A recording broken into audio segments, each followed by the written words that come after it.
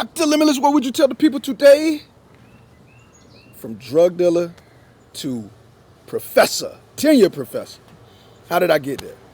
Well, we're going to have to go back. We had to go back to when I was James Williams, the name that was given to me. Well, listen, we actually got to go back to my second name. I was born James Crumell, James Arthur Crumell. And my father signed over his rights, and then we was adopted by my dad that I look at as my dad, my stepdad, James Arthur Williams.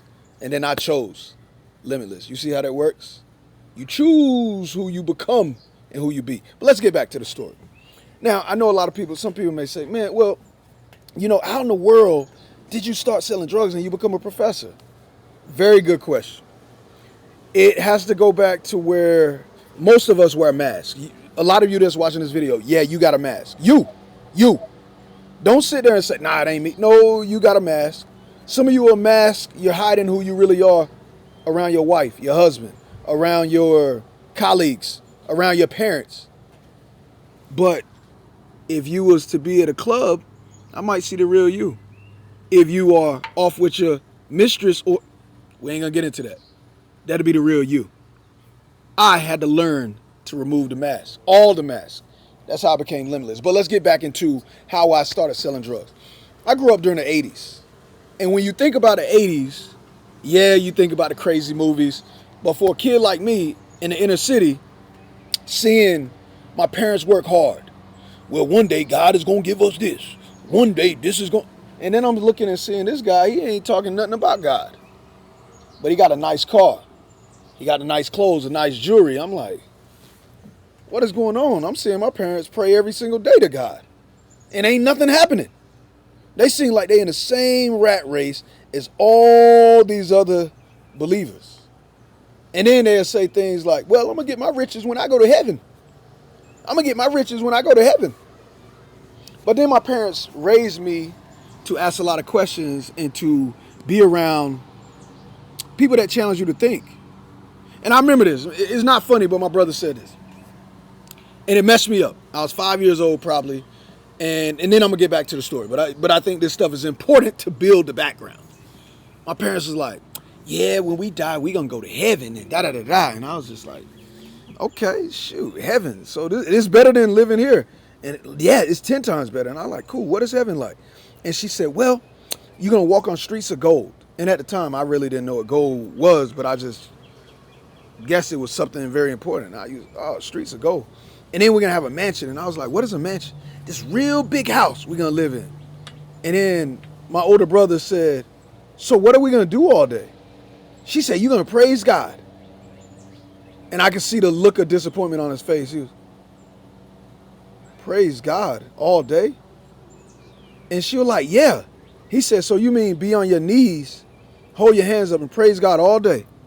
And she said, yeah. And he said, that seems boring. And I looked at my twin brother and I was like, he's right. That seems kind of boring. And she was like, what? But I want you to think about this. When we tell these stories, we got to understand where these stories come from. This is what they used to tell people that was in slavery. We don't know what heaven is going to be like. Do I think it'll be a better life after this, a better experience? Absolutely. But stop with those stories because it really did mess me up. All right, now, so let's go back into the present of that time. So it's the 80s. And all of a sudden, Scarface come out. And a lot of people want to be drug dealers. And at this time, we're living in Wilson, North Carolina. Wilson, North Carolina at that time, a lot of you never heard of it. Wilson, North Carolina at the time was in top 10 when it come to murder per capita, when it was teen pregnancy, when it came to HIV cases. All of these things, Wilson was in the top 10. And there's a lot of good people that came from Wilson, a lot of great people. But a lot of people end up leaving Wilson. There's still a lot of great people in Wilson, but a lot of people have to leave in order to become worldly successful.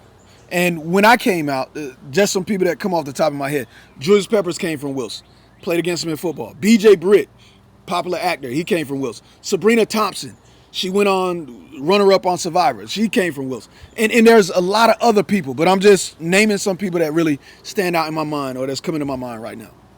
But anyway, most people wanted to be drug dealers, and there was a lot of people that sold drugs. So we used to have the jump out boys that come to the block and They'll come with their van and jump out and you take off running, all this stuff. And I seen these guys coming to school, man, when I was in the 8th grade. I was 13 years old. And I'm like, dang, they got new shoes on every day. And at the time, my parents was making a little bit more money, but I'm seeing them try to climb this ladder, this worldly ladder. Because we went from not having a lot when we lived in Fall River, Massachusetts. My dad probably made less than $1,000 a month. And he married my mom with 3 kids, so you can only imagine. We didn't have it like that. But when we come to Wilson, he's working at Firestone, which is kind of a top job at that time, making $18 an hour. So he's doing good. But anyway, I'm seeing these guys, because my brother and we getting a pair of shoes to start the school year and then one at Christmas. And I'm just like, dang, these dudes doing it though. Like they got money. They got the girls. They cool. Everybody think they cool. So I wanted to be that person. Now, was my essentials met? Yes, I had food. I had all the things I needed. Went to church, all of this. My parents gave me the foundation. I'm around adults that's trying to lead me the right way. But my friends weren't thinking nothing like that. My friends were thinking about girls, thinking about money, thinking about self. And I'm saying this for a reason. A lot of parents say, oh, well, he came from a good household. We try to do this. It doesn't matter what you do. That's good. That's a little bit of the ingredients. But Malcolm Gladwell said, your kid is more likely to go to college if 80% of their friends go to college and they come from a bad household than if they come from a good household and 80% of their friends don't go to college. So I'm letting you know the environment has an impact. That's why parents pay a lot of money to be in a certain neighborhood, because they understand that kids react more to what they see in their day-to-day environment, what goes on at school. So stop thinking and blaming yourself a lot of time. Now, are there some parents that have a negative influence and some parents have a positive influence? Absolutely. But your environment is more indicative of what a child or you become than what your parents do in most cases. Now, so let's go back to my environment. A lot of people were selling drugs, and I wanted to sell drugs bad. I wanted to be Nino Brown from New Jack City, and I wanted to be like Scarface in Scarface. That's what I wanted. It excited me. Now, did I ever want to go to prison? No, I ain't want none of that. I ain't want none of those problems. So I was a kid. I used to go to school. I'd be tough. I put on a mask.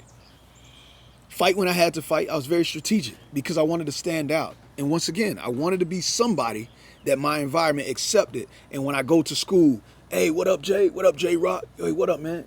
I'm shaking hands. Or the girl's like, hey, what's up? I'm loving all of that. The attention. Now, what does this have to do with a lot of people in today's society? They get attention. Yeah, bug keep flying in. They get attention from social media. So it was no different. We didn't have social media and all that back then. But this stuff impacted me. And I cared about it. And at that time, I was a kid that would make good grades. But I found myself self-effacing, saying, nah, man, I don't want to be like these other kids. I want to look cool. I want to be smart. I want to be this.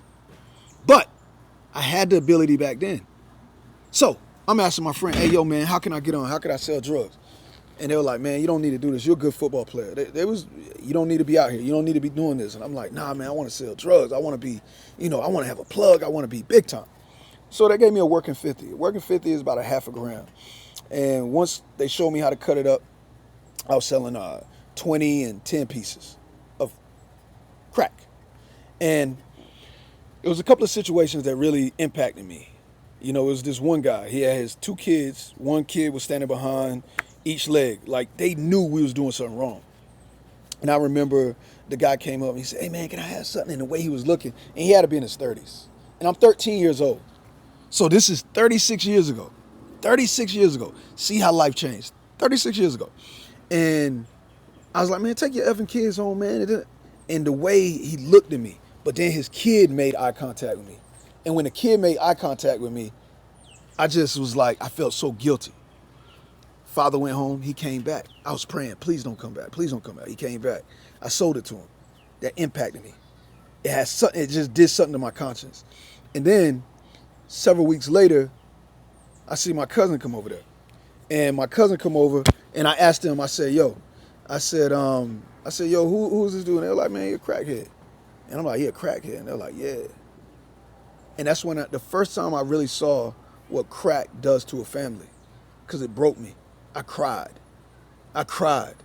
knowing that I was a part of destroying other people's families like that. And somebody was destroying my family. I seen my Yeah, I seen my cousin self-destruct over drugs, and I played a role in that. So that broke me. And I would love to say that I stopped selling drugs. I did. I stopped selling crack, but I was selling marijuana. Now, what got me away from all of that was when I was in college, I almost shot somebody. I was running with the Bloods. And I was one of the ones, I wanted to be cool, I wanted to fit in, so I always had a gun. So I was like, I'm always down to do something. And I want you to understand this. A lot of people in prison, they want the so-called rawest and all of this. They were trying to prove themselves. I was trying to prove myself. I always been trying to prove myself. I want these people to accept me. Want my parents to accept me. Want these people to accept me. And you want to know, how did I become a professor? I stopped giving a damn about people accepting me. I don't care about them. You got to realize this is your life.